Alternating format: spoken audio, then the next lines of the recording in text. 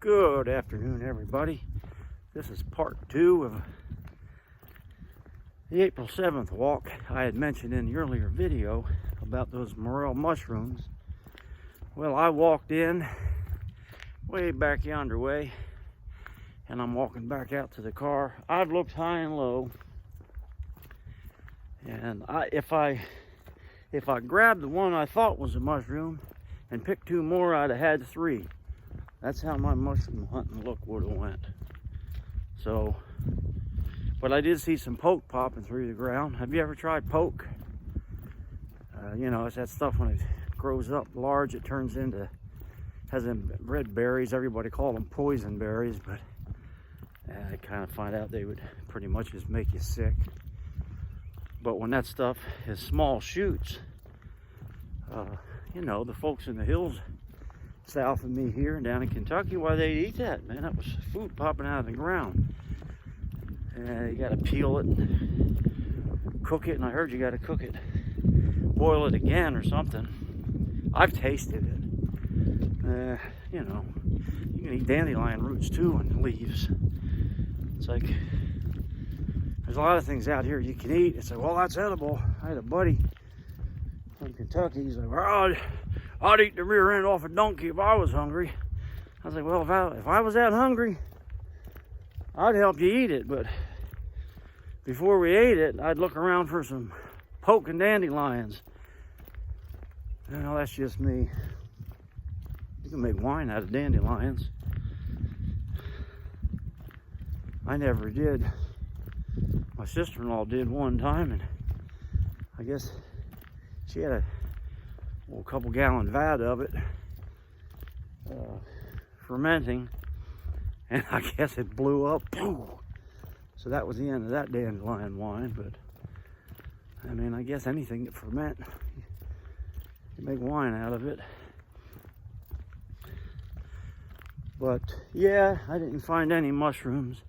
To be honest with you, I've known a couple people that are like really good, but you gotta stroll out into the underbrush and like zoom in and really kind of key in on what you're looking for. When I'm walking, I'm a walker, rail trail walker, right? And I walk too fast, really, but I don't always walk straight, you know, eyes ahead. I look off to the side and see, and sometimes when I do see them, they're usually good sized ones. What I mean by that, you know, at least as tall as your finger, of an adult's finger. Yeah, but some people are good. You'll see old timers out here. Well, anymore, old timers are not that much older than me, but you know, they'll have a little sack over their shoulder, and actually, they kind of look like me. So there's that.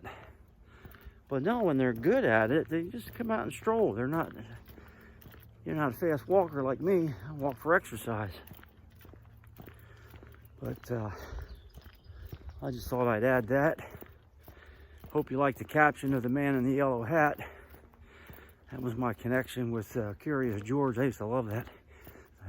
Books, I used to read the cartoon books, comic books of Curious George when I was a kid. Man with the yellow hat.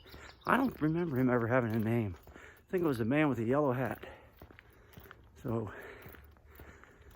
yeah, this was in my trunk from when I'm over at the college working. And if you do any security officer work on the parking lot, you have to have a safety hat and a safety vest so people don't fight you like a pancake.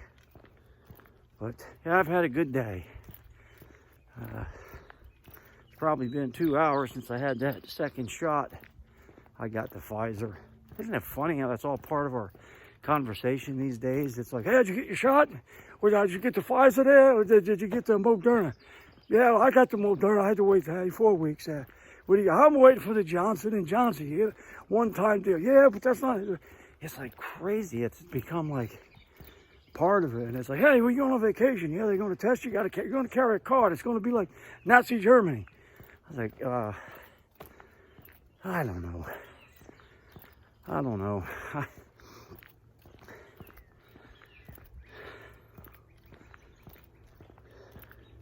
yeah, you try to do what you can, you know, to help out the situation at hand, you know. And that's kind of like the angle that I'm taking on it. Kind of do what I can, you know, to try not to hurt anybody else. It's like, ah, that ain't my problem, their problem. Yeah, you know, I can get at right over here, 35's over here. I can get out there and fly, you know, 90, 100 miles an hour.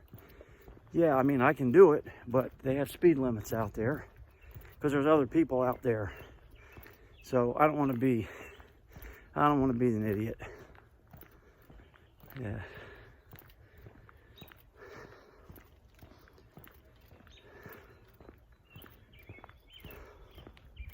Was I ranting? Yeah.